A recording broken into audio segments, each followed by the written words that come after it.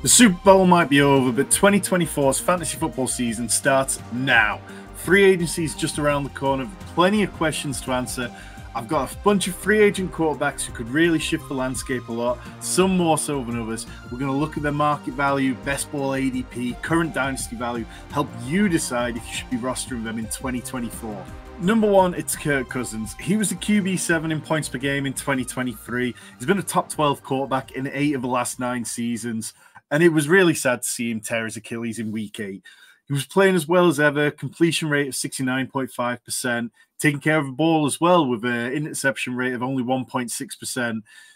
It does sound like his recovery's going well, though. You know, we saw him on stage at the NFL Honors last week dancing, and it feels like there is plenty of potential for Kirk Cousins to be back healthy in time for next season, or at the very least not miss much time at all. And there's plenty of interesting places where he could land. We'll start with the Vikings, though, because we do have $24 million in cap space.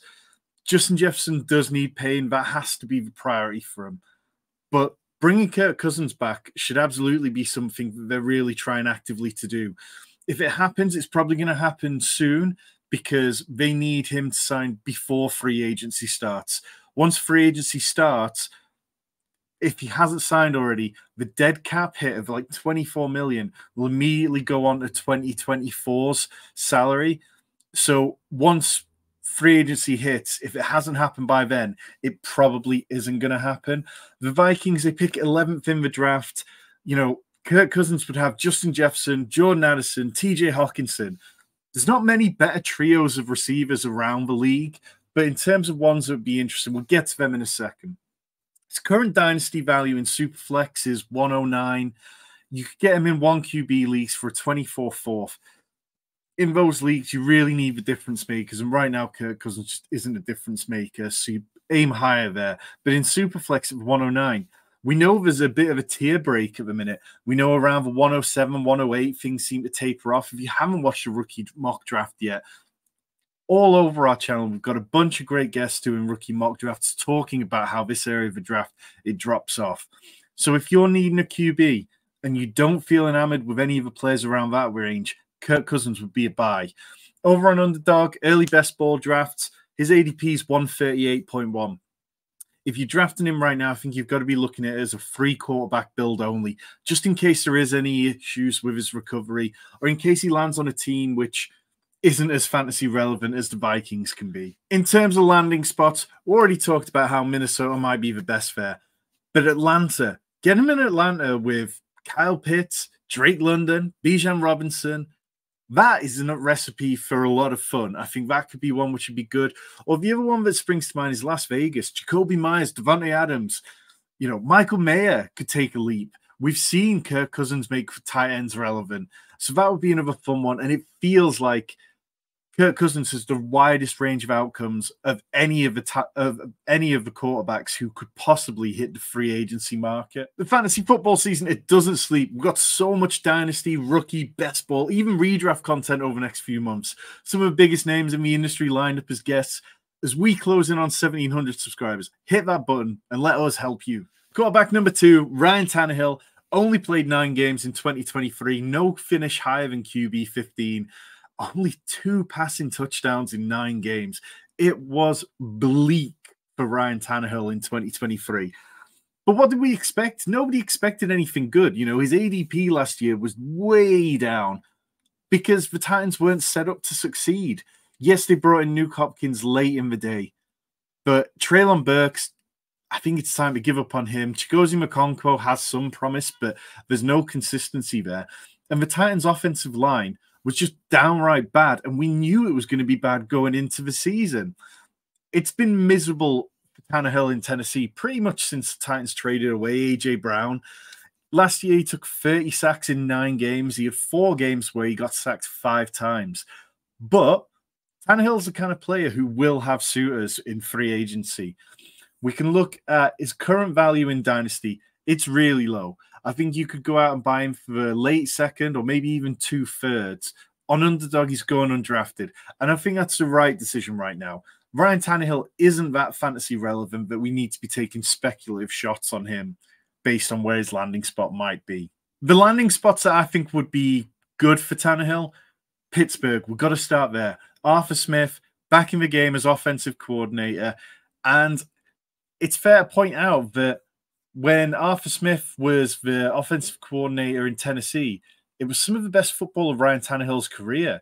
In 2020, Tannehill was the QB7, threw for 3,600 yards, 33 passing touchdowns. And he played really well that year, helped the team get to the playoffs. So I don't mind that one at all. Las Vegas, it's not as fun as Kirk Cousins, but I could see that. Or perhaps Denver, a team that just needs a cheaper option than Russell Wilson. I'm not sure I'd say Ryan Tannehill's better than Russell Wilson, but he's definitely cheaper at this point in his career.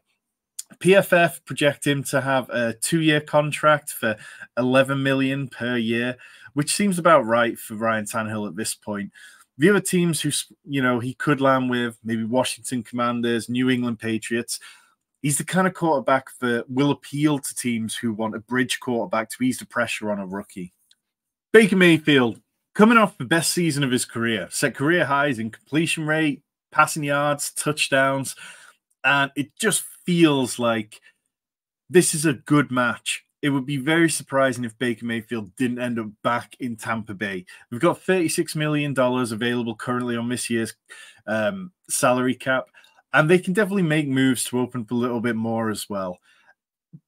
Baker is probably going to end up in a contract in a similar range to like Geno Smith last year, where it's like 3 years, $75 million, averaging to like $25 million per year. If Mayfield chose to move on, I think we'd see him be very cautious about where he wanted to go. I don't think, last year coming off an up and down year between Carolina, the Rams, he didn't want to be anywhere where he might have been a backup this year. He chose Tampa Bay because he had a belief that he could really start, and he did, and he played well.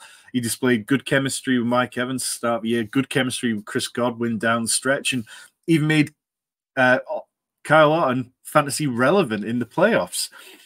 So I definitely think that Baker most likely heads back to Tampa. His current dynasty value is the 108, or you go and get him for 2 seconds. I think he's a player who people will be happy to move on from in a lot of cases.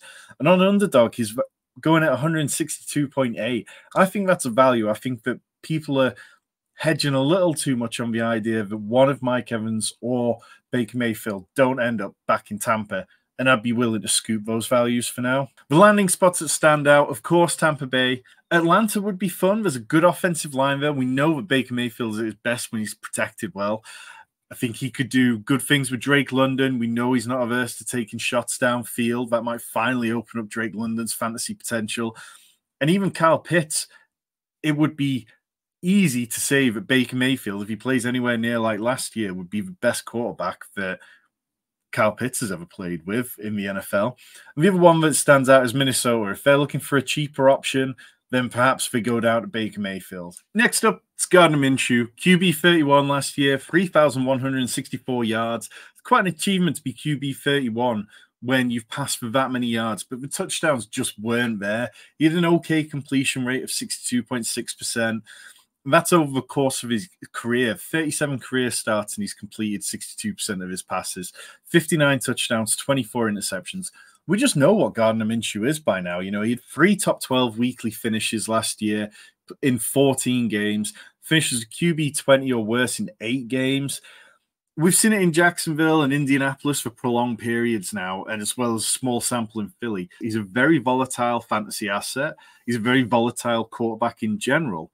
But this is the type of player who can be a bridge quarterback for Washington, New England, Denver, Las Vegas, any of these teams who are going to have a QB competition, or bring in a quarterback who might not be ready from day one. And we know how much NFL teams love to say, this guy just needs to sit for a few games, just needs to get used to NFL game days before he plays.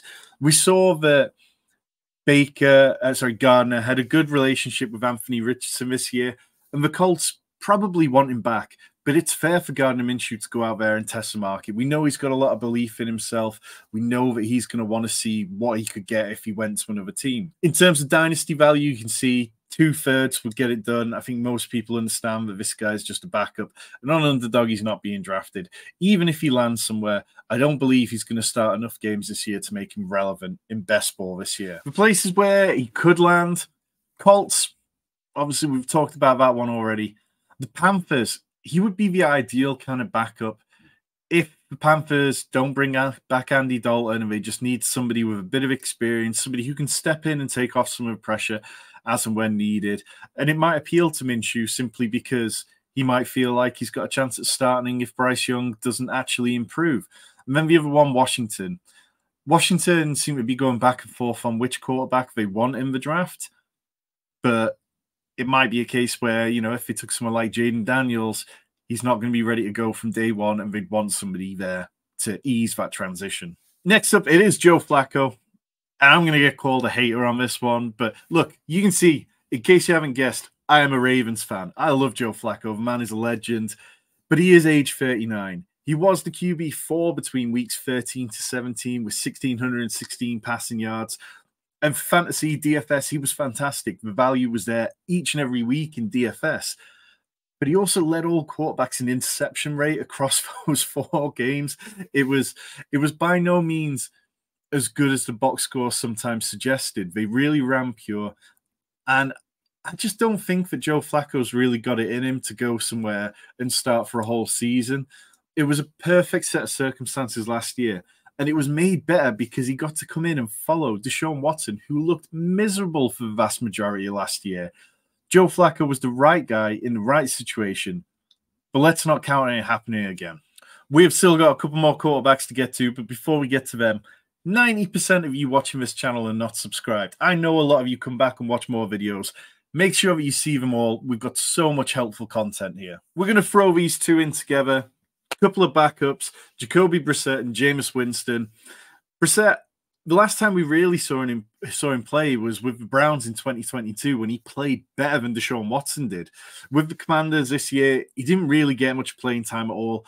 But when he did, he got 0 sacks, 0 interceptions. And that's the kind of stuff that matters to some of these NFL coaches. They don't want you giving up sacks because it forces them in second and long situations where then they can't play the plays they want to. They don't want you turning over the ball because then again, it changes what they want to do. Jameis, I think his value is perceived higher to the fantasy football community than it is to the NFL. Every year, everyone's like, oh, Jameis Winston is good enough to start. Jameis Winston's good enough to start.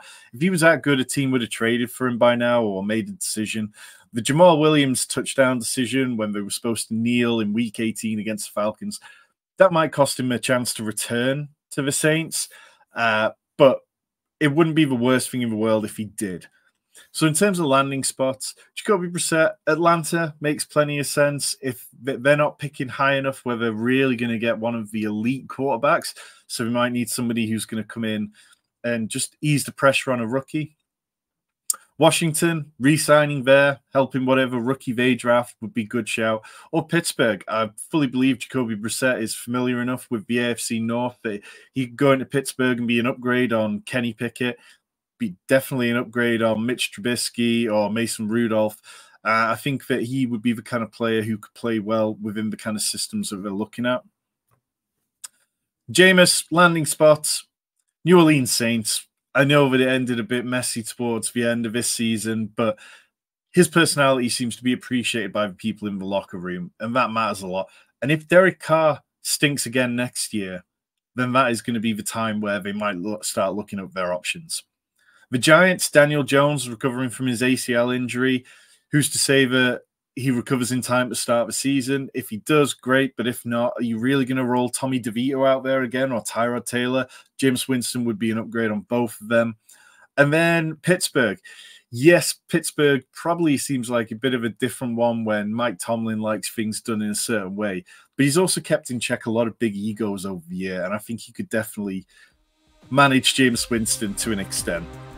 So those are your top 6 free agent quarterbacks with all the other position groups coming on the channel. Check out our latest mock drafts in the description below. Hit that like button. Thanks for watching.